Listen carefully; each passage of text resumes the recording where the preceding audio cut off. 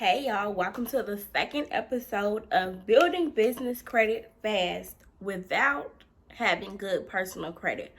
So, for today's topic, I'm going to be talking about how to get a virtual address for free.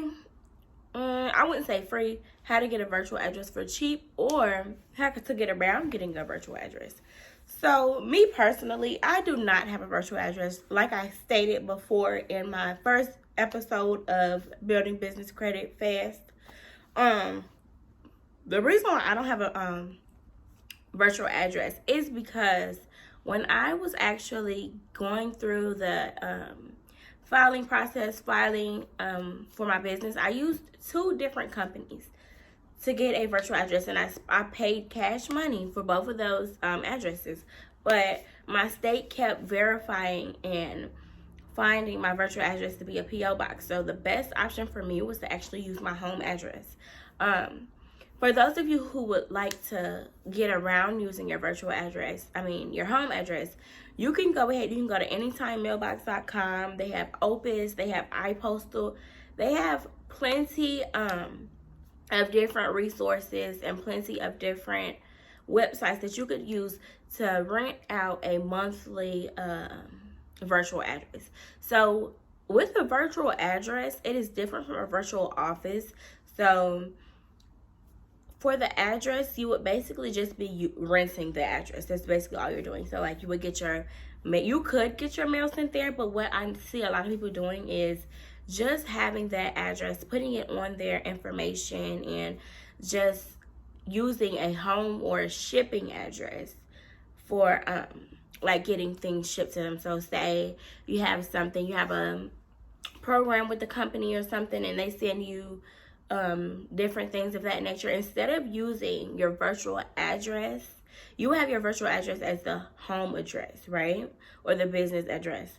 But when it comes down to actually getting and receiving your items, you would actually put your home address or wherever you want your items sent to the shipping address. So that's what people have been doing. If you don't really understand what I'm saying, basically you're just using the virtual address to apply for things. So you can apply for credit cards, you can apply for basically everything, but when it comes down to getting something shipped, you can actually get those items shipped to your home.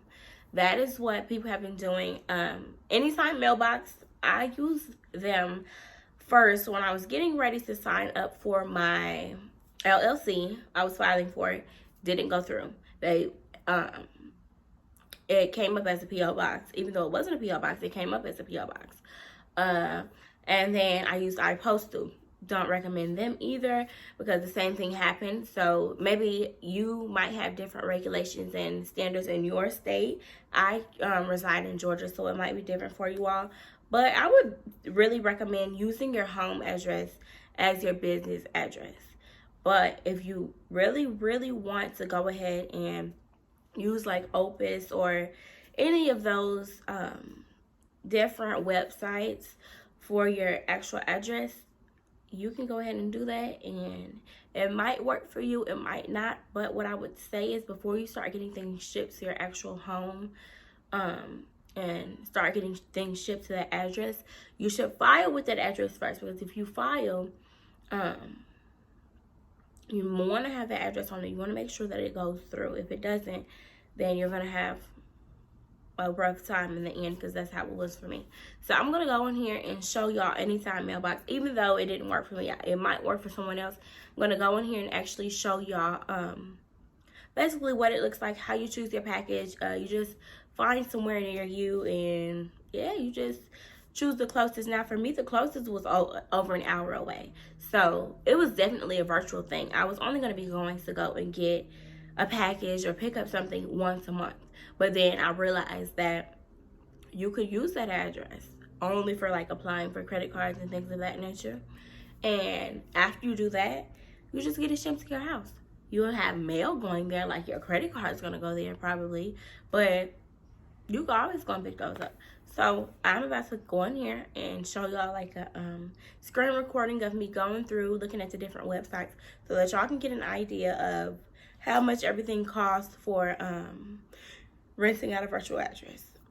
Thank you guys so much for watching. I'm about to go ahead and switch over. I'll see y'all in the next one.